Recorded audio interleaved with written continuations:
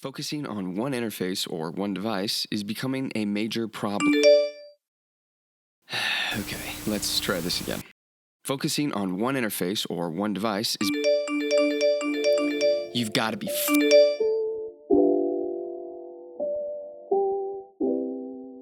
So, it is now 2020, and supposedly we're at peak productivity with our digital tools, right? Wrong. So who out there has a great start on this problem? And why should Apple look to take part in this latest breakthrough? Let's go ahead and dive right in.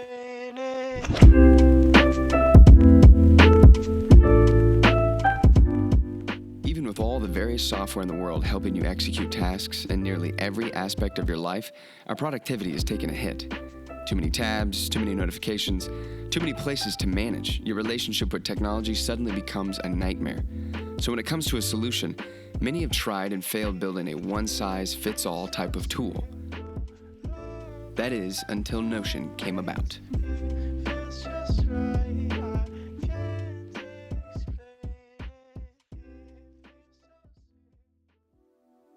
Now, the foundation of Notion begins with Ivan Zhao, a Silicon Valley developer and art enthusiast. Zhao's initial aim was to give anyone the ability to make their own digital tools without having to write code.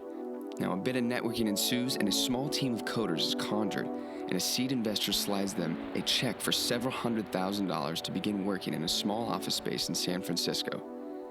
Time passes, and after building various versions and experimenting with what they wanted, Zhao noticed the cash hoard was nearly depleted. The team agreed they needed to retreat and start over.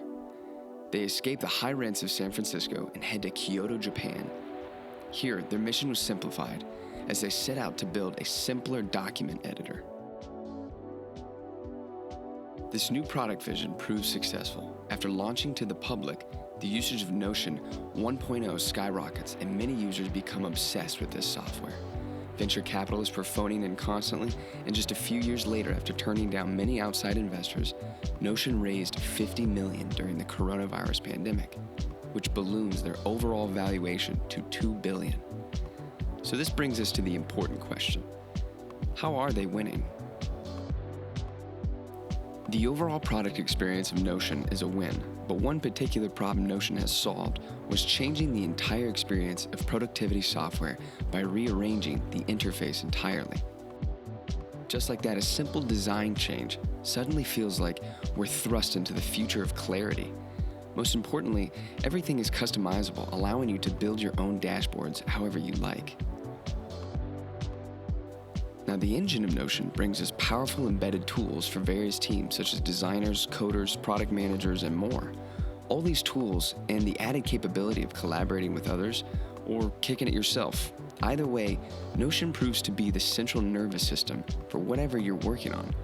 If Notion continues to add various plugins or maybe even purchases a company like Zapier, who knows what it will feel like in the future.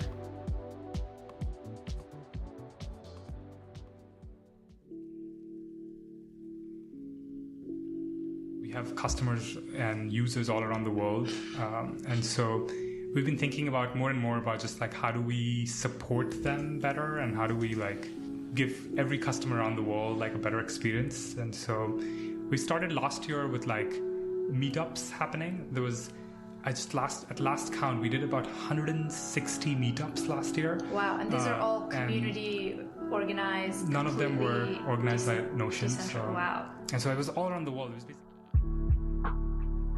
So what type of company should this remind many of? Who else started with an appreciation for design, the arts, and computers? The answer, one of the original Silicon Valley leaders, Apple. Now, as Apple looks to grow even more, what industries can they enter strategically? They already have it. Two industries, office productivity and the education industry. This is especially true if the FTC wipes out the App Store revenues over the claims of monopolistic behavior. Now, with Apple's infrastructure, Notion could be used by more people than ever. So how would this be achieved? Apple's massive data centers are storing and managing millions of customers' accounts throughout the world. Additionally, these data centers, along with Apple as a company, are entirely powered by green energy. Currently, I'm assuming one of Notion's largest costs associated with the business is storing customers' data. This would be the perfect business marriage, as Notion's software and Apple's perceived privacy benefits of hardware could merge in pristine unison, all powered by Apple's sustainable energy strategy. Some of you may be wondering, why would Apple enter into these industries? COVID-19 is the meteor about to rock the academic world. In a word, higher education is about to suffer the mother of all implosions. How does this play out? Here's a look at how colleges have been squeezing students for 30 years. First, tuition costs have exploded 1,400% since 1978. With a potential purchase of Notion and colleges nearly in freefall during the pandemic, this would give Apple more opportunities to offer software subscriptions to companies and the education industry. The problem is, there is no core app to run a classroom a la Notion. And Apple's current offerings, such as Pages or Keynote, are dual copies of Microsoft Office, offering almost no differentiation from them. Now, looking forward, Notion could be cohesively developed with Apple and its product offerings. Apple users could have the seamless experience of brainstorming and managing your ideas of classrooms in Notion to being presented in a new way with an overhauled Keynote. This is just merely an example of how Apple could enhance and bundle its offerings, as the possibilities are becoming endless with the planted seed that is Notion today. Additionally, we must remember the founder of Notion often talks about having a glowing appreciation for the arts, indicating another place of overlap these two companies' cultures ascribe to. Even the design aesthetic of the product experience and the offices of Notion screams Apple. The main goal of Notion is to get this tool into as many hands as possible, and I believe they could grow to be 2 times bigger than Evernote, which would give them about 500 million users at that size. Currently, there are 750 million iPhone users, not counting Mac or iPads. Apple's immense scale could allow Notion to achieve this dream. Meanwhile, Apple gets a world-class team and a revolutionary interface developer in Ivan Zhao. For Apple to move on to its next evolution, it needs now more than ever these once-in-a-generation developers that have the potential to change the way we will interact with digital tools forever. Hey guys, thanks for making it all the way through the video.